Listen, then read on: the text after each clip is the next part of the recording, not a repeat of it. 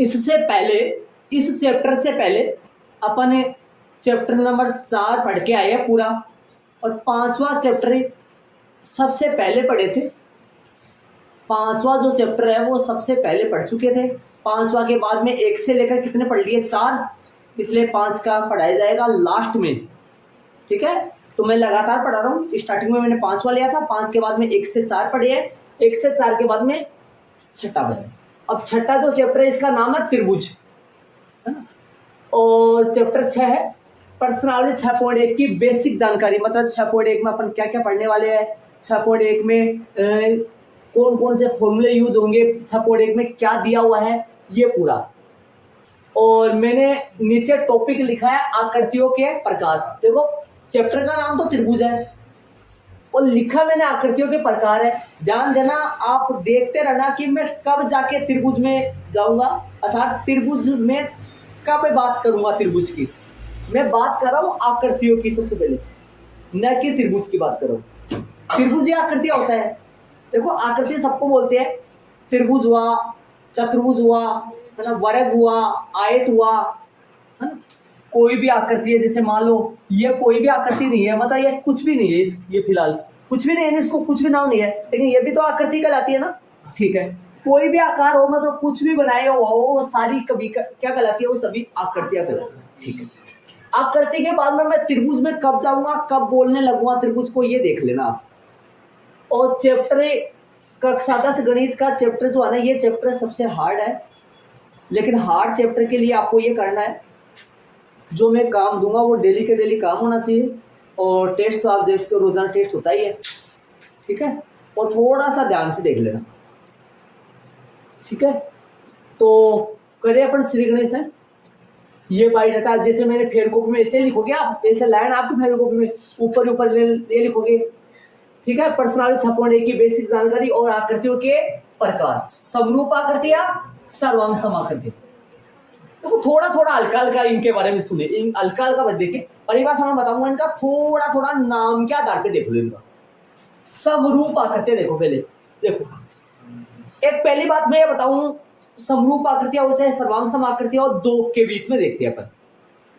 एक आकृति में थोड़ी छांटनी होती है, ऐसे थोड़ी ना समरूप आकृतियां कौन कौन सी होती है। जैसे मान लो दो के बीच में देखते हैं, कोई भी दो, किन्हीं भी दो आकृतियों के बीच में अपन समरूप देखते हैं। तो आकृतियों की तुलना करें समरूप या सर्वांग सम, तो कितनी आकृतियां लेकर चलनी पड़ती है? दो को देखते हैं, कोई भी दो। ठीक है, जैसे मान लो मैं बात करूं, ध्यान से सुनना, मैं कुछ आकृतियां बना रहा हूं। ये मैंने वर्ग बनाया है और ये भी दूसरा वर्ग बनाया है, ध्यान से सुनो। ठीक है, वर्ग बनाया मैंने दो। अब ऐसे बताओ, ये वर्ग जो है दोनों छोटे बड़े हैं? हाँ सर। लेकिन डिजाइन में एक जैसे है, डिजाइन इनके एक जैसे। डिजाइन का मतलब आकार बोलेंगे। अब आकार छोटे बड़े को नहीं बोलते हैं, आकार डिजाइन को बोलते हैं। मतलब ये किस डिजाइन में बने हुए हैं। जैसे मान लो और बनाऊं मैं, ध्यान से सुना, एक बार ध्यान देना, एक बार बोर्ड पे ध्यान देना, आपको पूरा समझ आएगा। ध्यान से सुनना, बातें सुनना एक बार जो मैं बोल रहा हूँ। इन दोनों की डिजाइन सेम है, डिजाइन सेम है। डिजाइन का मतलब ये एक से बने हुई है, इसको बोलते हैं समरूप। सब में समान, रूप में स्वरूप आकार होता है। इन दोनों के रूप समान है, इन दोनों के रूप समान है, ये दोनों समरूप है। इन दोनों को बोलेंगे समरूप, इन दोनों को भी बोलेंगे समरूप, इन दोनों को समरूप आकृतियां बोलेगी। ये दोनों समरूप है, इन दोनों के रूप समान है। रूप का मतलब दूसरा होता है, रूप बोलना, रूप का मतलब होता है आकार। अब आकार ये मतलब वो छोटा बड़ा है, छोटा बड़ा आकार को नहीं बोलते, छोटा बड़ा बोलते हैं माप को या फिर माप को। ठीक है, अब सुनना, मैं दो और बना रहा हूं, शायद सेम टू सेम बन जाना चाहिए। यदि सेम टू सेम नहीं बनेगा, बारीक इधर उधर हुआ तो मान लेना भाई, थोड़ा सा नाप के नहीं बना रहा हूँ, हाथ से ही बना रहा हूँ। सेम टू सेम बन जाना चाहिए। थोड़ा सा इधर उधर हो गया ना बारीक, कौन सा वाला हुआ? ये वाला हुआ ना, वो मान लो चाहिए, मान लो एक को सही बना दो। थोड़ा सा सेम टू सेम, किसी प्रकार की डिजाइन भी सेम होना चाहिए, छोटा बड़ा भी नहीं होना चाहिए, सेम। लगभग मान लो थोड़ा सा इधर उधर तो हो रहा है, माप के नहीं बनाया। ये दोनों कहलाते हैं सर्वांग सम। देखो ध्यान से सुनना, समरूप की संधि विच्छेद करो, इसको तोड़ो, समरूप को तोड़ोगे तो सम प्लस रूप बनेगा। सम प्लस रूप का मीन्स होता है, सम मीन्स होता है समान, रूप मीन्स रूप, रूप का मतलब होता है आकार, बनावट। बनावट का मतलब आपको मैं बोलूं, जैसे मान लो नाक नक्शा बोलते हैं ना अपन, किसी बेटे को देखकर बोल देते ना बेटा आप क्या बोलेंगे उसको, हाँ उसका ही है क्या तुम, बोल देते ना अपन, तुरंत बोल देते भैया उसका ही है क्या तुम, भाई तो उसकी ही है क्या, किस लिए बोल दिया वो, आकार रूप। आकार कई बच्चे आकार को ये बोल रहे छोटा बड़ा, ना ना ना ना, आकार छोटा बड़ा नहीं, आमाप छोटा बड़ा होता है। आमाप एक तो चीज होती है आकार, और एक चीज होता है आमाप। आमाप का दूसरा नाम माप भी होता है, माप बोलते हैं माप, ठीक है। आकार मीन्स होता है, आकार का दूसरा नाम रूप भी होता है, रूप। बनावट भी बोल सकते हैं इसको, बनावट, नाक नक्शा। इसे बताओ यदि इन दोनों के क्या, ये दो बात होगी, एक बात ये रही, दूसरी बात ये रही, आप समझ गए, आकार रूप नाक नक्शा अपनी भाषा बोले तो, या बनावट। दूसरा क्या है, अमाप या माप, छोटा बड़ा। छोटा बड़ा इसमें है या फिर नीचे वाले में छोटा बड़ा, समझ गए होंगे सर। अब बताओ इन दोनों वर्गों में क्या आमाप बराबर है या आकार बराबर है, इन दोनों में आकार बराबर है, रूप बराबर है या बनावट बराबर है, इसलिए ये दोनों क्या कहलाए, समरूप आकृतियां। समरूप छाटे तो दो में, एक में कभी नहीं छाट सकते, दो में छाटे, दो में, ये दोनों क्या कहलाएंगे, समरूप। इधर आओ, ये दोनों के आकार बराबर है या आमाप बराबर है, तो ये दोनों क्या कहलाएंगे, इन दोनों के आकार बराबर है या आमाप बराबर है, तो आमाप बराबर है, फिर तो आकार भी तो बराबर है, समझ रहे हो क्या।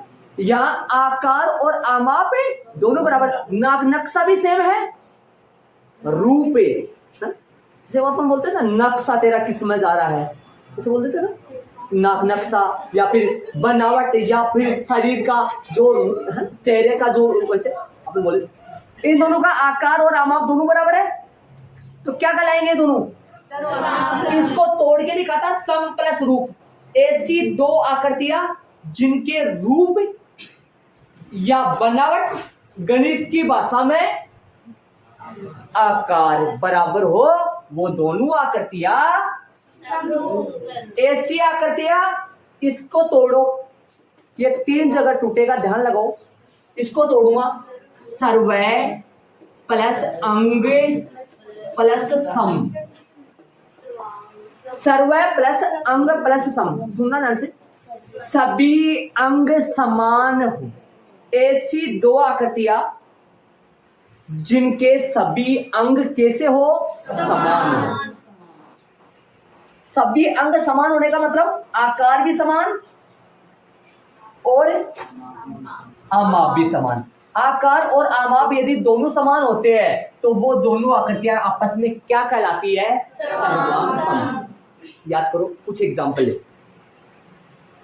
एक बाप के दो जुड़वा बेटे, एक बाप के दो जुड़वा बेटे सेम टू सेम। आपने यदि किसी बच्चे ने देखा है तो सैंडविच फिल्म आई थी, सैंडविच फिल्म गोविंदा की फिल्म है। वो दो पत्नियों से शादी कर लेता है, उन दोनों पत्नियों के एक एक बेटे होते हैं, है ना। अब नाम तो उनका शायद मेरे इतना ध्यान में नहीं है, मेरी वो फिल्म देखी हुई है लेकिन बहुत टाइम हो गया, इसलिए उन दोनों का नाम का नहीं पता, उन दोनों का नाम क्या था। और वो सेम टू सेम एक नाक नक्शा हो, उनका रूप उन दोनों बेटों का सेम टू सेम। आप एक को यदि मतलब वो दोनों, वो पापा मम्मी भी अपना उन दोनों के ऊपर वो रखते थे, जैसे मान लो किसी के ऊपर ना वो कर देते थे निशान वगैरह, ये तो वो है और ये वो है, हाँ हाँ सेम टू सेम, है ना। वो दोनों के दोनों बेटे एग्जाम्पल है किसका, और यदि दो बेटे जुड़वा हो और सेम नहीं है, वो डिजाइन में सेम, उनका थोड़ा बहुत मतलब वो मतलब छोटे बड़े नहीं है, और ना नक्शा तो हो सकता है अलग अलग हो जाए, है ना, सेम, लेकिन वो छोटा बड़ा नहीं है, वो दोनों किसके एग्जाम्पल हो गए? समरूप।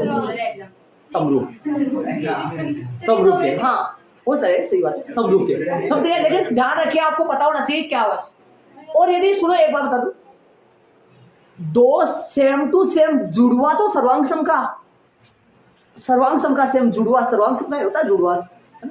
और छोटा बड़ा बेटा है ना, छोटा बड़ा बेटा, एक ही बाप के दो छोटे और बड़ा, या एक छोटी बेटी और एक बड़ी बेटी, वो एग्जाम्पल है किसका?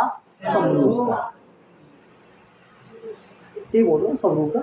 सर्वांग सम का सेम जुड़वा सेम, वो सर्वांग सम का सेम जुड़वा बेटे या बेटियां सर्वांग सम का एग्जाम्पल है। और एक छोटी और एक बड़ी, या एक छोटा बेटा एक बड़ा बेटा, वो किसके एग्जाम्पल है? छोटा बड़ा हो लेकिन वो नाक नक्शा वो बनावट है। देखो ऐसे बताओ, इसके अपनी भाषा में नाक नक्शा भी बोलते हैं या रूप भी बोलते हैं, है? या छोटा बड़ा इसमें जाएगा ना, या इसमें जाएगा छोटा बड़ा? आकार में छोटा बड़ा जाएगा, आकार में, और आकार में रूप नक्शा बनावट, और आमाप में छोटा बड़ा, आमाप में छोटा बड़ा, और इसमें मतलब बनावट कैसी है, ठीक है। तो मैं अब क्या करूंगा, आपको थोड़ा थोड़ा आइडिया लग गया होगा। अब थोड़ा सा बुक में आओ, आपको बुक में दिखाऊंगा डायग्राम, बुक में आ जाओ, बुक में डायग्राम दिखाने की कोशिश करूँ आपको। बनाया हुआ है बुक में, समरूप आकृतियां लिखा हुआ है।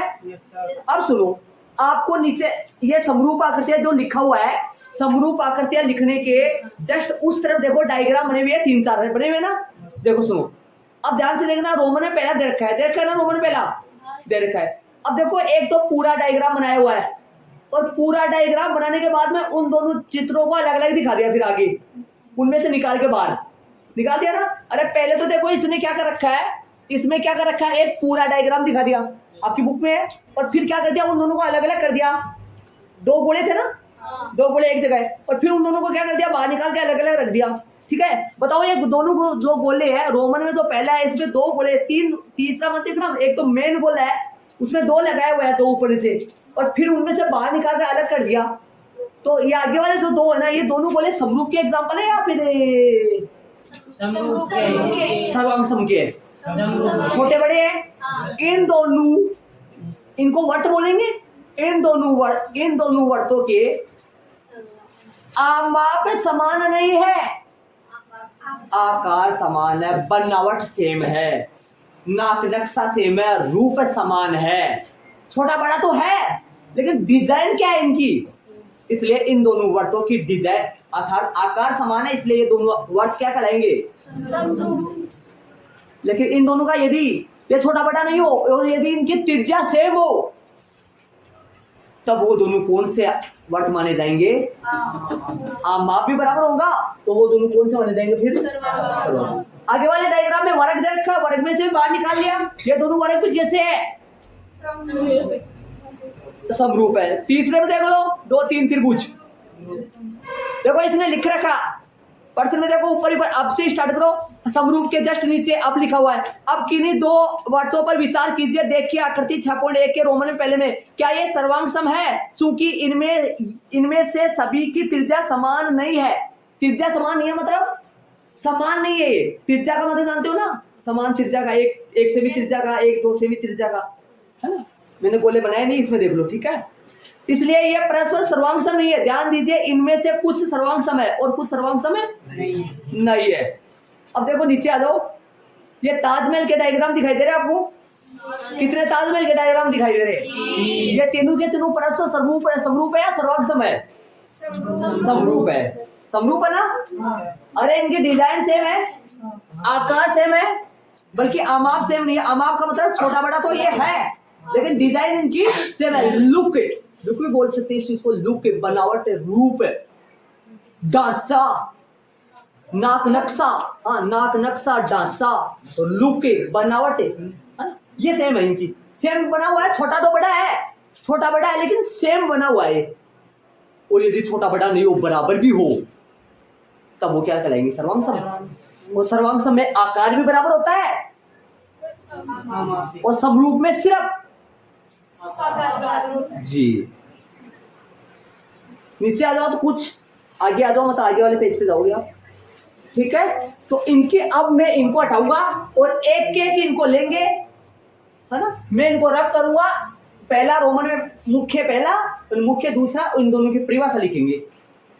और ये एग्जाम में, बोर्ड के एग्जाम में जस्ट पीछे वाली साल आपकी जो बड़ी भाई बहन अभी एग्जाम दिए 10वीं क्लास का 2022 में, 22 में दिए वो, हाँ, उनके ये प्रश्न आया था 1 नंबर का। समरूप आकृतियां और सर्वांग समाकृतियां को परिभाषित कीजिए। 1 नंबर का प्रश्न आया, इन दोनों की परिभाषा। तो मैं इनको रफ करूंगा और पहला और दूसरा लेकर इनकी क्या लिखेंगे? परिभाषा क्या? ऐसी 2 आकृतियां, बताओ मैं एक आकृति में समरूप देख सकूंगे? अरे 2 को तो लेना पड़े लो ना। ऐसी 2 आकृतियां जिनके आकार, जिनके केवल क्या बराबर हो? वो दोनों आकृतियां, एग्जाम्पल बोलो। कोई भी 2 वर्ग आपस में पक्के कैसे होते हैं? समरूप। कोई भी 2 आयत, कोई भी 2 वर्त छोटे बड़े हो सकते हैं। कोई भी 2 वर्त, कोई भी 2 वर्ग, कोई भी 2 समबाहु त्रिभुज कैसे होते हैं? समरूप होते हैं। और इसकी परिभाषा बोलूं, इसकी बोल दी मैंने, दूसरी परिभाषा बोलूं, ऐसे दो आकृतियां जिनमें आकार के साथ साथ माप भी बराबर हो। ऐसी 2 आकृतियां जिनमें आकार के साथ साथ माप भी बराबर हो, वो दोनों आकृतियां कौन सी आकृतियां कहलाती है? सर्वांग समाकृतियां कहलाती है। जैसे समान त्रिज्या के 2 वर्त, समान त्रिज्या के 2 वर्त बोला मैंने, मान लो दोनों के दोनों 2-2 सेमी त्रिज्या का वर्त हो, समान बोले हो जाएंगे। समान भुजा के 2 वर्ग ऐसे, ठीक है। इनको रख करूंगा, पहला और दूसरा लेकर परिभाषा लिखते हैं। ऐसी 2 आकृतियां जिनके केवल आकार या रूप समान हो, समरूप आकृतियां कहलाती है। उदाहरण के तौर पे, या जैसे कौन कौन सी होती है? जैसे आपकी किताब में नीचे लिखा हुआ है बहुत सारे, है ना। जैसे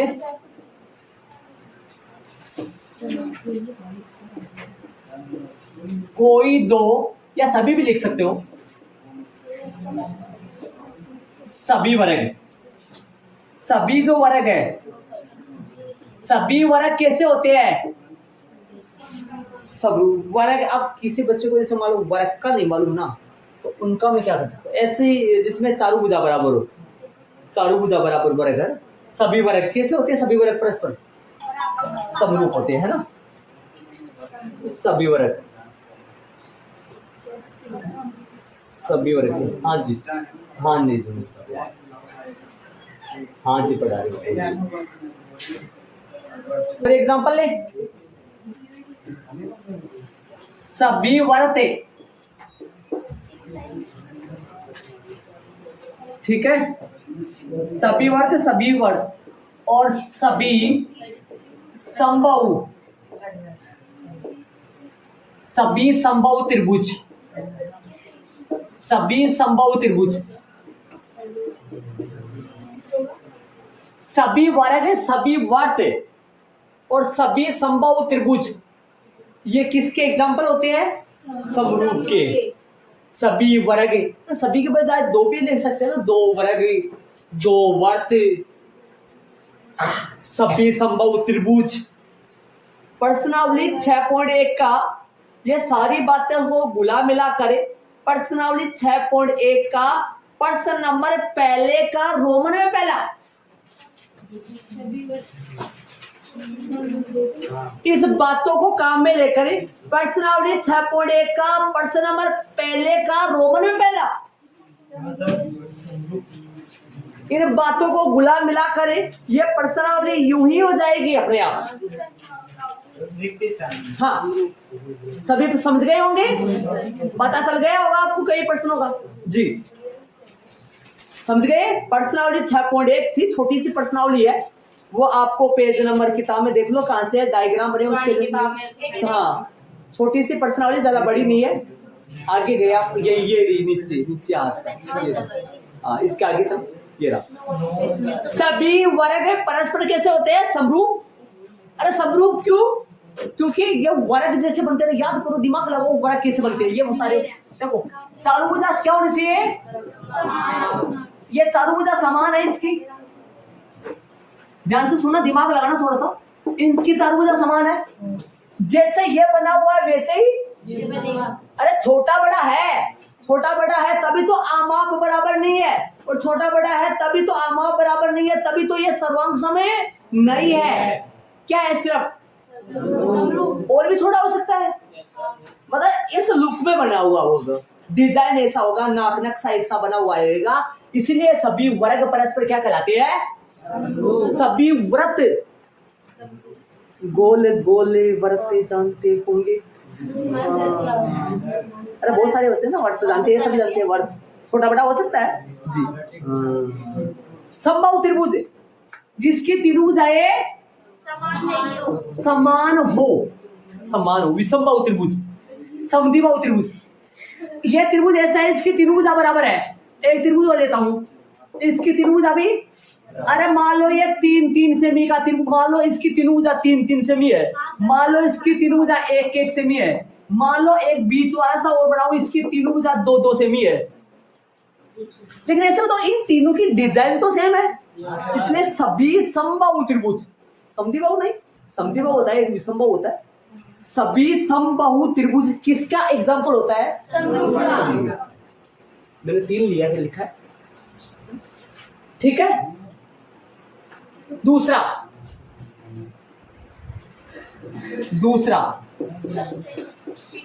सर्वांग समाकृतियां। ये बताओ मेरे को, 2 में देखा जाता है 3 में? 2 में सर्वांग सम, चलो सर्वांग समाकृतियां पर ऐसी, हाँ ऐसी 2 आकृतियां जिनके ऐसी 2 आकृतियां जिनके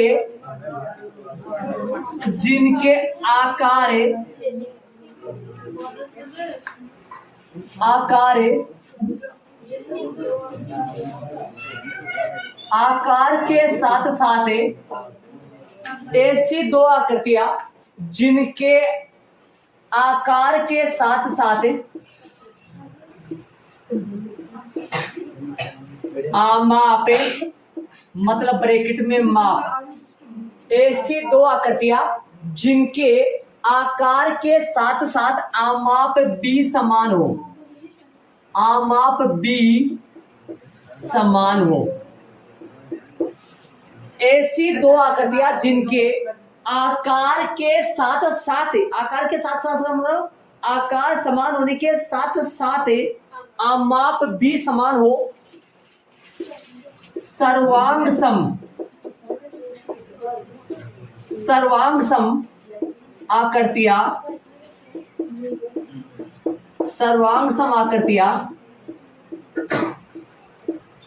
कहलाती है।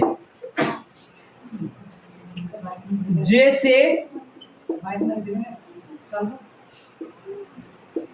2 समान त्रिज्या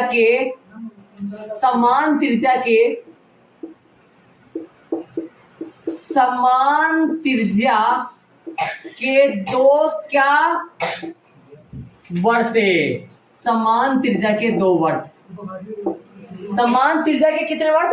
2। सेम टू सेम, छोटे बड़े नहीं हो, वर्त जानते हो, गोल होंगे दोनों के दोनों, छोटे बड़े नहीं हो, समान त्रिज्या के 2 वर्त। और समान भुजा के, समान मतलब बराबर भुजा के 2 क्या वर्ग, बराबर भुजा के 2 वर्ग। और तीसरा और समान मापे समान लंबाई, के दो समबाहु त्रिभुज, भुजाएं बोल दो इसमें भी, इधर उधर होगा वन, समान भुजाएं बोल दो इसमें, समान भुजा, समान भुजा के दो समबाहु त्रिभुज।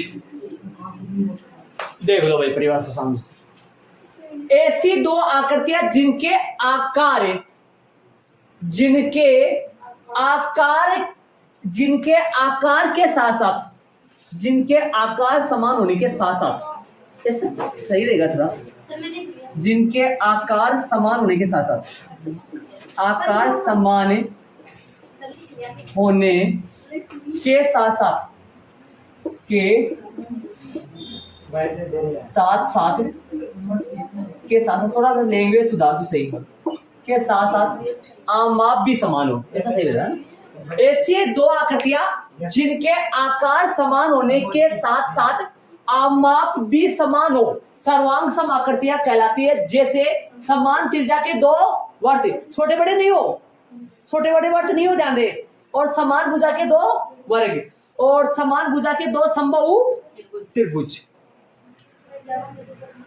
और समान लंबाई चौड़ाई के दो आयत, समान लंबाई चौड़ाई के दो आयत भी हो सकते हैं। ठीक है, इसके आगे अपन चलेंगे, यहां तक ऐड करोगे।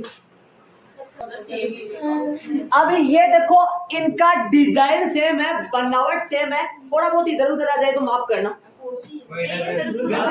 हाँ ठीक है, बस कॉपी। ये मतलब ये जो दो आकृतियां है, ये दोनों आकृतियां, मतलब इन दोनों आकृतियां के क्या बराबर है, आकार समान है। आकार समान है, आकार का मतलब छोटा बड़े नहीं, आकार मतलब बनावट, मतलब जिस डिजाइन में ये बना हुआ उसी डिजाइन में ये बना हुआ, जिस रूप में ये बना हुआ इसी रूप में, रूप बोलो, बनावट बोलो, और नाक नक्शा बोलो, और गणित की भाषा में आकार बोलो, गणित की भाषा में क्या बोलोगे, आकार। ठीक है, हम मिला नहीं।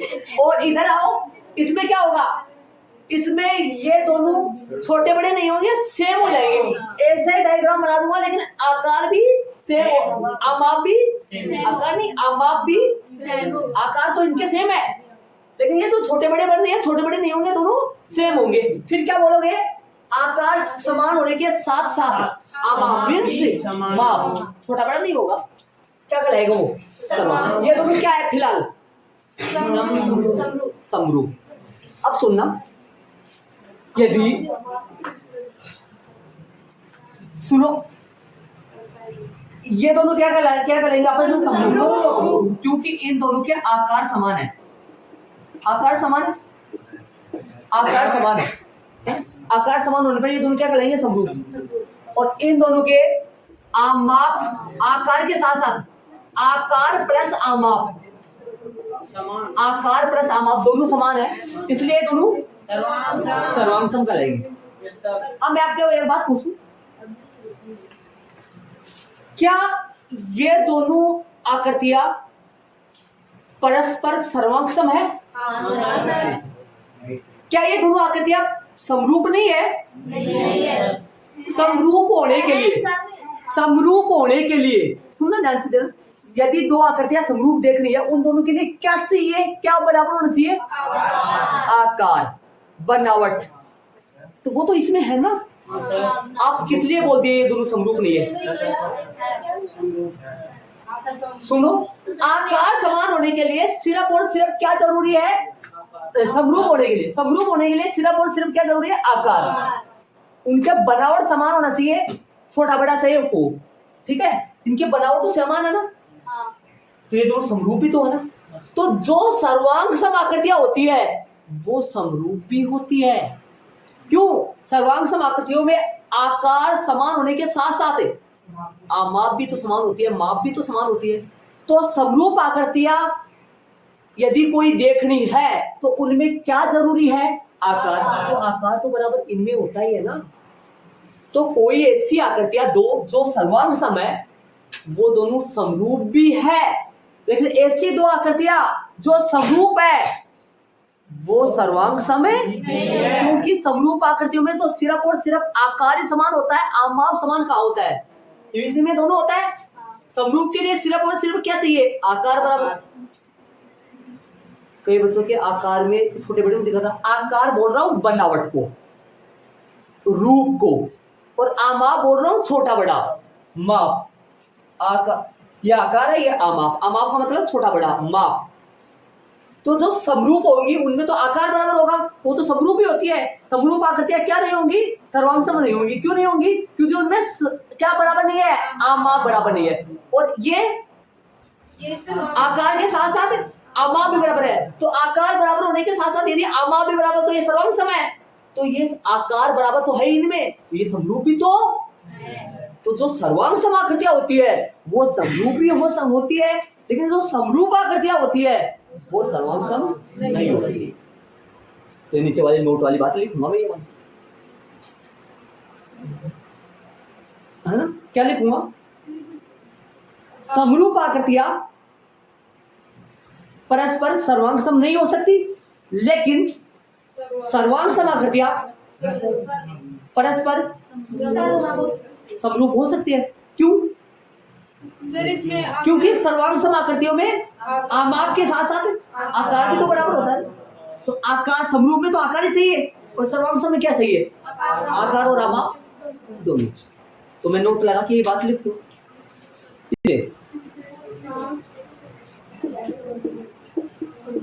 समरूप आकृतियां, समरूप आकृतियां, समरूप आकृतियां,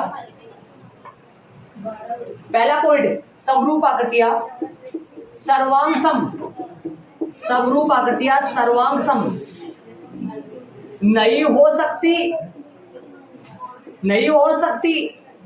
समरूप आकृतियां क्या नहीं हो सकती? सर्वांगसम नहीं हो सकती। दूसरा, लेकिन सर्वांगसम आकृतियां, लेकिन सर्वांगसम आकृतियां, लेकिन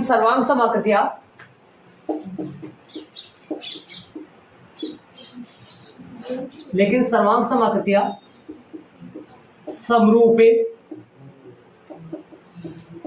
होती है, परस्पर समरूप होती है, समरूप होते हैं। देख लो भैया आराम से, क्योंकि सर्वांगसम आकृतियों में समरूप के लिए क्या चाहिए? बराबर आकार। तो समरूप सर्वांगसम में तो आकार भी तो होता है और आमाप भी होता है, तो आकार होता है, इसलिए क्या होती है? आपस में समरूप होती है। और सर्वांगसम के लिए क्या चाहिए? बराबर है दो। कौन दो? आकार भी, आमाप भी। आकार भी चाहिए बराबर और आमाप भी चाहिए। आकार भी बराबर चाहिए और आमाप भी बराबर चाहिए, इसलिए ये आकृतियां समरूप जो होती है वो सर्वांगसम में नहीं होती है। समझ गए ना जी? तो ऐड करो इनको, आगे अपन चले। बाकी अपन कल करेंगे पर्सनालिटी सपोर्टिंग में जो जो बातें आई ना, वो अपन देख लेते हैं कि क्या क्या अपने समझ में आया है। क्या करें? आ जाओ। सपोर्टिंग नहीं निकाल लिए होंगे आप? चलो हम निकालते। हमारा बुक निकल गया। पहला छपोड़े बारीक छोटी से है, जो ये कल हो जाएगी आपकी छपोड़े पूरी, इतनी है छोटी सी। हाँ, और आज में देख लेते हैं छपोड़े में क्या क्या है। देखो किताब में ध्यान देना। तो छपोड़े में पर्सन नंबर है, मिल गया? देखो ध्यान दो। कोष्ठकों में दिए गए शब्दों में से सही शब्दों का प्रयोग करते हुए रिक्त स्थानों की पूर्ति कीजिए। भरिए स्थान में जो भी है मान लो आता ना। तो मैंने पहले देखो, सभी वर्त होते हैं, समरूप होते हैं। ठीक है ना? मैं करवाऊंगा इसको करना कैसे, अभी तो मैं बता रहा हूँ नॉर्मल, आपको थोड़ा सा ऐसा एहसास हो जाएगा वास्तव में हमने कुछ सीखा है। दूसरा, सभी वर्ग समरूप होते हैं, सभी त्रिभुज समरूप होते हैं, संभव त्रिभुज समरूप। ठीक है? ठीक है, नीचे आओ। चौथे की बस की बात नहीं है, पहुंचे नहीं चौथे में पहुंचे नहीं, पहुंचेंगे। ठीक है? हाँ, मैं बताऊंगा आपको घुमा फिरा कहाँ जाना है, कैसे करना है। त्रिभुज में मैंने ऐसे बोला था, मैं आकृति से त्रिभुज में कैसे जाऊंगा। चैप्टर का नाम त्रिभुज था। हाँ, दूसरा क्वेश्चन देखो, निम्नलिखित युग्मों में दो भिन्न भिन्न उदाहरण दीजिए। ये दे सकते हो आप? समरूप आकृतियों के मैंने 3 लिखवाए, आपको 2 देने। सभी वर्ग सभी वर्ग समरूप के और ऐसी आकृतियां जो समरूप नहीं है, समरूप नहीं है। हाँ, एक वर्त और एक वर्ग न तो समरूप होंगे न सर्वांशम होंगे। ऐसी आकृतियां जो समरूप नहीं है। अब मैं मत बोलती जो समरूप नहीं है तो सर्वांशम होगी ना, जो समरूप ही नहीं होगी तो वो सर्वांशम हो सकती है क्या? भाई समरूप के लिए क्या चाहिए? बराबर आकार, तो उनमें आकार तो बराबर नहीं है तो हमारा बराबर कहां से हो सकता है? तो जो समरूप नहीं हो सकती तो वो कोई भी नहीं हो सकती।